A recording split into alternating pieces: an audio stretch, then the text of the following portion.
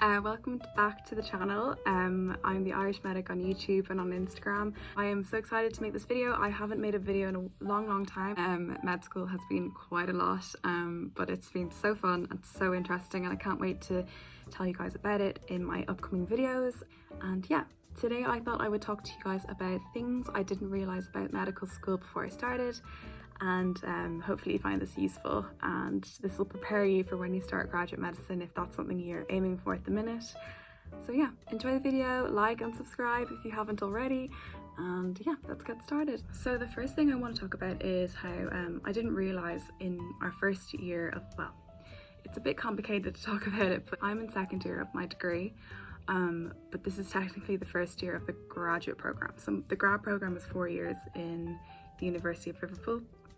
And just an FYI, if you're thinking about studying medicine in Liverpool as a grad, they aren't running the grad programme next year. And if you've sat the GAMSAT and have already applied to medical schools already, I believe the cutoff was in October, you'll have seen that it wasn't an option. So what they're doing is, I think they're going to restructure the course. So if you were just a bit confused about that, that's why. But yeah, so traditionally they would have done like a 4-year degree, which is what I'm doing as a grad, but I am in now with the second year undergraduate. So after this year, I'm pretty much counted as a third year as well. So what that means is that we kind of have to cover the first year material alongside the second year material. So that was a little bit tricky. So the first module we had was essentially neurology. We had a bit of prep before we started, so that was a summer school.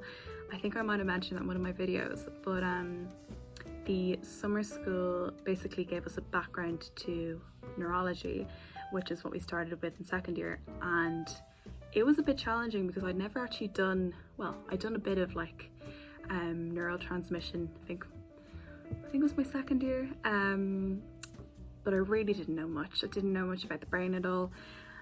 So it was really quite a big kind of undertaking to learn the first year and second year material together. And it's not that the content is particularly challenging, and you know, it just takes forever. It's just that there's a lot of material, so it's quite a challenge to learn like the normal physiology alongside the pathophysiology. It's not just the theory as well. You have to kind of learn the anatomy that the first year medical students had learned and had brought with them into second year. So it's a lot of learning. I think different medical schools do it differently, but definitely in Liverpool would be testing that material in our exams at the end of the year. What I would say though is that we do have some grad tutorials during our second year medical school for just the grad specifically to go over some first year material. So that's been quite helpful. You can work as a group as well as graduates to kind of maybe revise some of the material, teach it to each other. We did like a Zoom teaching session together, so I would definitely recommend doing that if you are in a group that want to kind of support each other through it. I definitely think that's a good way to learn everything, and it just changes it up because you can spend a lot of time just learning on your own, which is fine, but I found it actually quite nice when I was sort of asking questions to people in my year, and yeah, everyone in my year was very happy to help. So hopefully this will be the case for you if you are starting medicine as well. But let me know in the comments how your experience has been, and we could get a discussion going on that.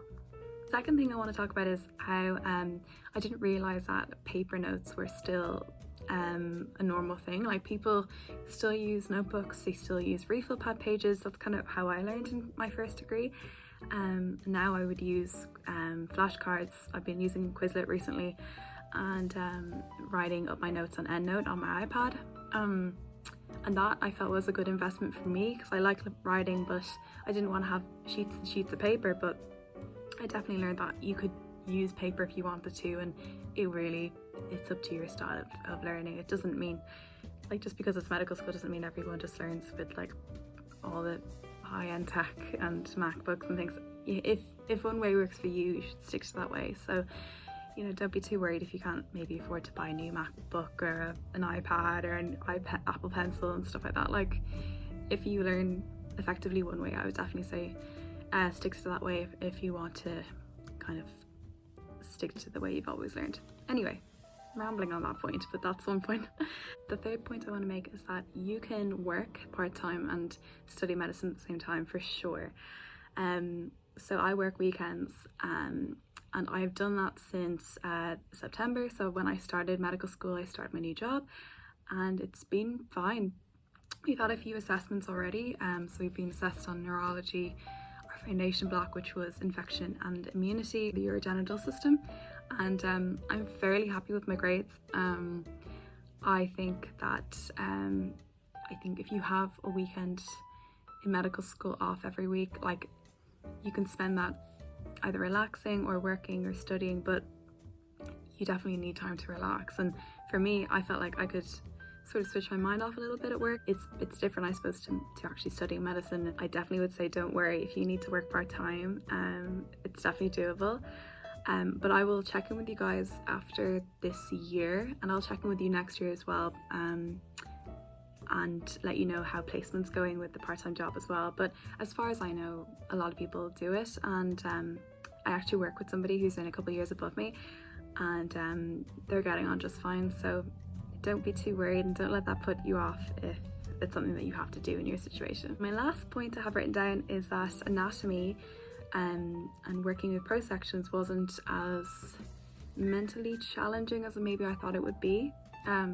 It's definitely something that I was thinking about when I was starting medical school. And if you worked in an anatomy lab before, this wouldn't be such a new experience. But if you've never dealt with anatomy or cadavers in general, you might be a bit sort of wary about how you're going to react. And honestly, I found it fine. So let that be a message for you to take home. If you're a bit anxious about that, it's really nothing to worry about.